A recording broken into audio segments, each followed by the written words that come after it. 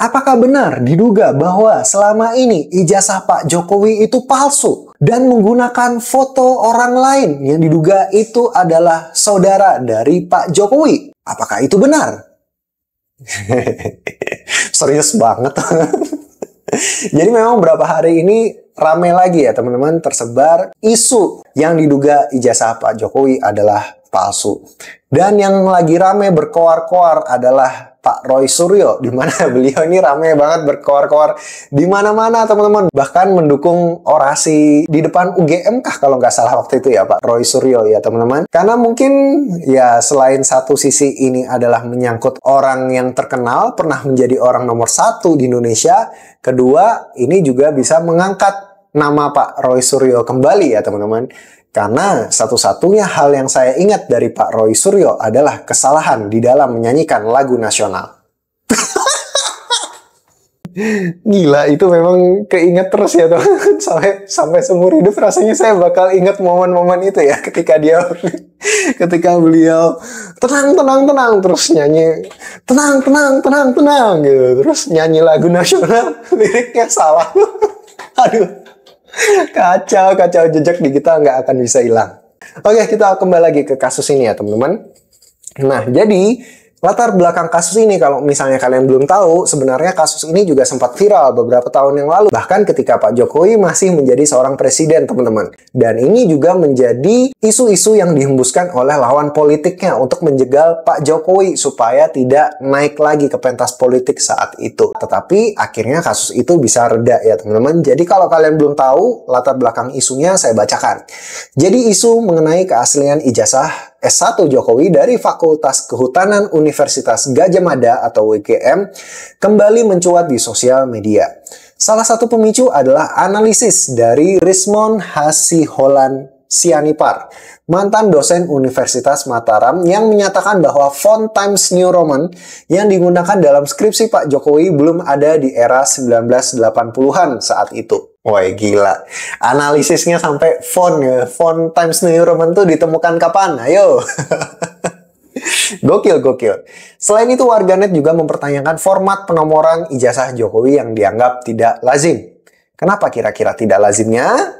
Bagi kalian yang udah tahu beritanya, kenapa tuh nomor ijazah yang nggak lazim? Kalian boleh tuliskan di kolom komentar. Oke, kita lanjut. Klarifikasi dari pihak UGM menyatakan telah menegaskan bahwa ijazah dan skripsi Jokowi adalah asli. Dekan Fakultas Kehutanan UGM, Sigit Sunarta, menjelaskan bahwa pada tahun 1985, penomoran ijazah di fakultas tersebut menggunakan sistem internal berdasarkan nomor induk mahasiswa dan singkatan fakultas FKT tanpa ada klasterisasi seperti saat ini.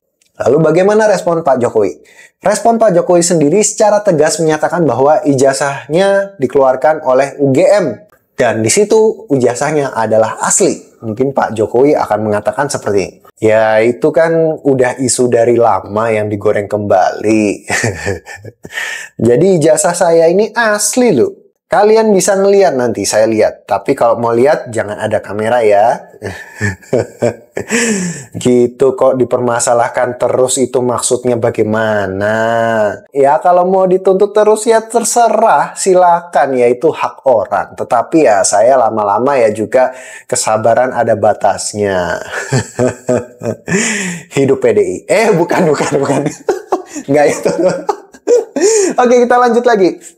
Jadi Pak Jokowi secara tegas menyatakan bahwa ijazahnya dikeluarkan oleh UGM dan sangat menyayangkan isu ini terus berkembang. Dan meski telah ada klarifikasi resmi dari beliau, tetapi isu ini terus dihembuskan oleh oknum-oknum tertentu. Ia mempertimbangkan untuk mengambil langkah hukum terhadap pihak-pihak yang terus menyebarkan tuduhan tersebut. Mungkin beliau udah gerah juga ya. Dan menekankan bahwa dalam hukum, pihak yang menuduh harus mampu membuktikan tuduhannya tersebut. Lalu kuasa hukum dari Pak Jokowi, Yakub Hasibuan, menyatakan bahwa mereka sedang mengkaji langkah hukum terhadap penyebaran tuduhan ijazah palsu tersebut.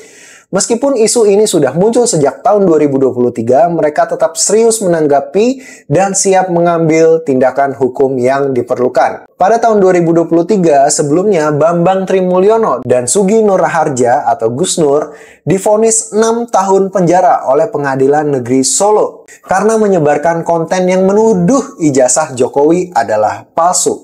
Jadi sebelumnya ternyata kasus ini sudah sempat viral di sosial media dan orang yang menyebarkan isu tersebut ternyata sudah terbukti bersalah di pengadilan dan divonis penjara oleh Pengadilan Negeri Solo. Jadi isu ini mengenai keaslian ijazah Jokowi yang telah mendapatkan klarifikasi resmi dari UGM dan pernyataan langsung dari Presiden Jokowi. Meskipun demikian, isu ini kembali mencuat di sosial media. Pihak istana dan pihak kuasa hukum Jokowi sedang mempertimbangkan langkah hukum di dalam penyebaran tuduhan tersebut. Nah, jadi kasusnya sampai di situ ya, teman-teman. Dan seperti biasa kita akan membahas dari sisi emosional. Yang jadi pertanyaan, kenapa sampai saat ini orang-orang tuh masih penasaran banget dengan ijazah Pak Jokowi? Saya sendiri ya sebagai netizen, mungkin kalau misalnya Pak Jokowi ini sedang ada di dalam kontestasi politik, di mana beliau sedang ingin mengajukan diri, entah itu menjadi wali kota atau menjadi calon gubernur, entah itu menjadi calon presiden. Mungkin isu-isu seperti ini cukup menarik untuk dibahas ya teman-teman. Karena Pak, bagaimana calon pemimpin kita bisa menjadi seorang pemimpin kalau diduga ijazahnya palsu? Nah, tentu ini akan menjadi isu yang sangat menarik untuk dibahas. Tetapi ini tuh kayak udah, bahasa Jawanya tuh udah kasep. Apa ya kasep itu? Kasep tuh udah terlanjur gitu ya teman-teman. Jadi Pak Jokowi itu sudah ada di akhir karir politiknya, di mana dia tuh sudah pernah mengemban jabatan yang tertinggi di suatu negara, yaitu apa? Pernah menjadi presiden. Jadi anggapannya karir politik Pak Jokowi ya udah mentok, udah pernah sampai ke peak ya teman-teman. Tapi kenapa di saat beliau istirahat, kasus ini terus digembar-gemborkan? Kira-kira benefitnya apa coba? Benefitnya apa? Saya pengen tahu. Bagi kalian yang mendukung kasus ini terbuka seluas-luasnya, selebar-lebarnya, coba. Kalau misalnya ada di kalian yang nonton video ini, teman-teman, kalian mendukung kasus ini terbuka sebesar-besarnya dan kalian sangat kontra dengan Pak Jokowi, coba saya pengen tahu alasannya apa? Kalian pengen tahu ijazah itu asli atau enggak, teman-teman? Benefitnya apa? Kalau misalnya kalian tahu bahwa ijazah Pak Jokowi ini asli, so what? Kalau misalnya kalian tahu pada akhirnya ijazah Pak Jokowi ini palsu, so what? Apa langkah berikutnya yang akan kalian lakukan? Dan kepuasan apa sih yang kalian dapatkan gitu loh? Apakah langkah selanjutnya kalian ingin menuntut Pak Jokowi kalau misalnya ini terbukti palsu, kalian ingin menuntut ke pengadilan? Saya nggak tahu ya teman-teman. Tapi kalau dari saya sendiri, saya sebagai warga biasa, saya ngerasa bahwa kok ada ya orang kurang kerjaan ngurusin ijazahnya orang, teman-teman. Kecuali kalau misalnya saya waktu itu lawan politik yang sedang berhadapan dan Pak Jokowi adalah calon lawan saya yang kuat gitu. Mungkin saya kalau sebagai lawan politik saya akan melakukan campaign-campaign yang seperti ini, teman-teman. Tapi kalau misalnya ini sudah selesai, peperangannya juga sudah selesai, so what? Kenapa saya harus menyebarkan isu yang seperti ini? Kenapa? Jelaskan pada saya. Karena saya tidak masuk di cara berpikir saya, teman-teman. Coba mungkin jelaskan. Apa alasannya? Atau jangan-jangan alasannya adalah sakit hati kepada Pak Jokowi, teman-teman. Bisa jadi kan? Bisa jadi mungkin sakit hati karena mungkin di eranya Pak Jokowi ada orang-orang yang terkait khusus dengan Pak Jokowi gara-gara isu tertentu mungkin masuk penjara, teman-teman. Atau mungkin ada lawan politiknya yang masih sakit hati sampai dengan hari ini, teman-teman, masih dendam ke Pak Jokowi. Akhirnya gimana caranya lah pokoknya setelah Pak Jokowi nggak jadi presiden harus masuk penjara. Nah mungkin waktu Pak Jokowi lagi jadi presiden, nggak mungkin dong seorang presiden dituntut ke pengadilan terus sampai masuk ke penjara. Tuh sulit banget. Kalau misalnya dalam pertandingan itu sangat sulit untuk dimenangkan ya teman-teman. Kayak misalnya kita tuh Arsenal versus Real Madrid gitu ya. Jadi ketika leg 1 Arsenal tuh sudah 12-0 atau 10-0 gitu ya teman-teman. Leg kedua tuh nggak mungkin dimenangkan. Nah sama kayak gitu teman-teman. Kalau misalnya kita bermasalah dengan presiden, kita tuntut presiden di pengadilan di mana dia tuh statusnya masih presiden, nggak mungkin menang. Nah, jadi kesempatannya adalah ketika dia sudah tidak menjadi presiden. Mungkin seperti itu. Mungkin ya teman-teman, ini saya masih asumsi ya, masih asumsi. Mungkin dia punya pemikiran seperti itu. Tapi kan kalau misalnya saat ini dia sudah tidak menjadi presiden, tetap sulit teman-teman. Keluarganya masih wakil presiden. Gibran masih wakil presiden saat ini. Tetap tidak bisa, tetap sulit teman-teman. Ya itu tadi kalau misalnya dengan asumsi Arsenal 10-0 lawan Real Madrid, walaupun Arsenal biasanya kalah sama Real Madrid ya teman-teman. Untuk kali ini menang, kayak gitu kan. Untuk kali ini menang. Tapi anggapannya kalau misalnya anaknya jadi wakil presiden, itu anggapannya Arsenal versus Real Madrid leg satunya itu sudah 7-0 teman-teman. Jadi tetap aja mustahil, walaupun ada kemungkinan yang lebih besar, tetapi tetap aja mustahil, teman-teman, mustahil. Tapi saya nggak tahu manfaatnya apa sih. Kalian kok pengen banget Pak Jokowi ini masuk ke dalam penjara tuh kenapa sih teman-teman? Walaupun mungkin sebagai individu dan rakyat yang biasa, saya sangat memahami kekecewaan kalian ya teman-teman. Di mana kiprahnya Pak Jokowi membiarkan Mas Gibran terpilih sebagai wakil presiden juga mau tidak mau secara langsung atau tidak langsung itu pasti ada keterkaitan dari Pak Jokowi teman-teman. Karena kalau misalnya presiden mau ambil tindakan aja, ngomong A atau ngomong B, atau misalnya peraturan ini tidak boleh, atau MK dilarang gini-gini, ya pasti bisa teman-teman. Karena apa? Pemimpin tertinggi teman-teman. Karena dengan adanya pembiaran dari Pak Jokowi, ya sampai hari ini yang terjadi akhirnya demikian. Bisa jadi wakil presiden. Tapi kan dia jadi wakil presiden kan yang milih juga rakyat kan. Jadi ya ada dua sisi. Satu sisi memang ada rakyat yang kesel sama Pak Jokowi. Apalagi ada di salah satu media internasional mengatakan bahwa diduga Pak Jokowi ini menjadi salah satu pemimpin yang terkorup teman-teman. Karena korup itu tidak berbicara hanya tentang uang ya teman-teman, tapi tentang kebijakan-kebijakan yang dilakukan beliau semasa beliau memerintah. Tetapi, sorry ya, ini harus berimbang ya teman-teman, ini harus berimbang. Karena bagi saya yang seorang warga sipil biasa, saya ngerasa bahwa gak ada pemimpin kita satupun yang tidak memiliki kekurangan teman-teman. Siapapun pemimpin Indonesia, baik itu dari wali kota sampai dengan presiden, pasti semuanya punya kelemahan, pasti semuanya punya kekurangan teman-teman. Saya jamin itu. Tidak ada pemimpin kita yang sempurna, teman-teman. Tapi di balik segala kekurangannya, perlu digarisbawahi memang kita tidak memaklumi kekurangannya ya, teman-teman. Tetapi di balik itu juga mereka memiliki kontribusi yang sangat luar biasa terhadap Indonesia, teman-teman.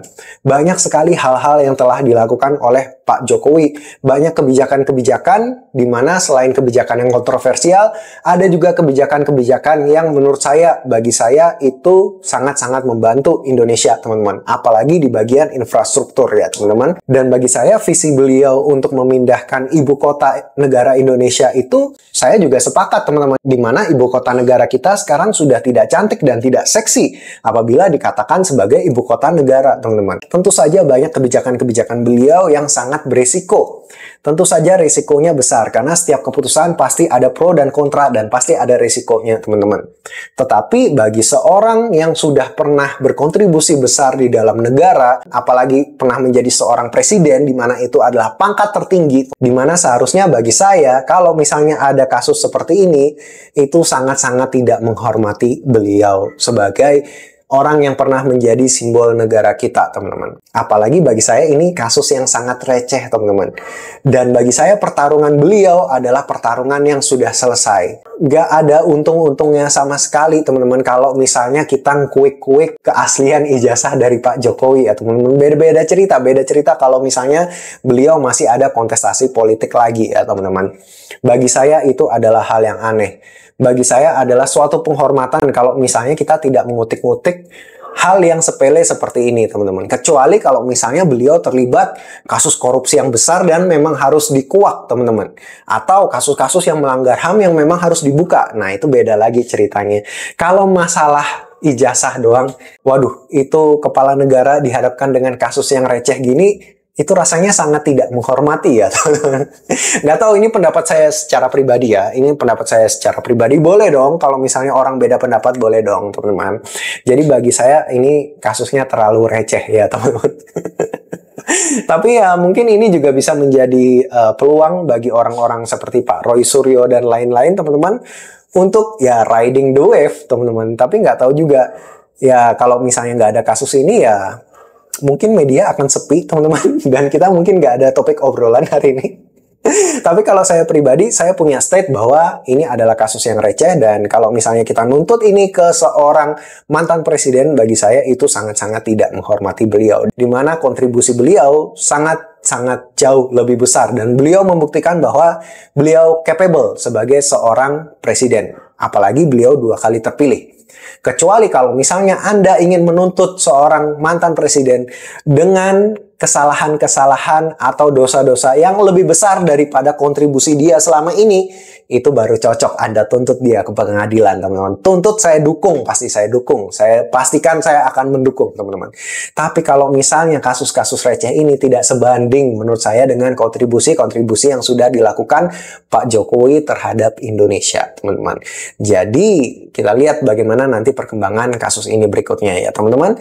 Oke, mungkin sekian dulu ngobrol-ngobrol kita kali ini. Kalau misalnya kalian suka, silahkan like. Nggak suka, silahkan dislike. Kalau bagi kalian obrolan seperti ini bermanfaat bagi kalian, klik tombol subscribe dan aktifkan loncengnya supaya kalian nggak ketinggalan update video terbaru, teman-teman. Oke, mungkin gitu dulu. Sekian dari saya Joshua Fofian. Sampai jumpa lagi di video berikutnya. Stay healthy and God bless.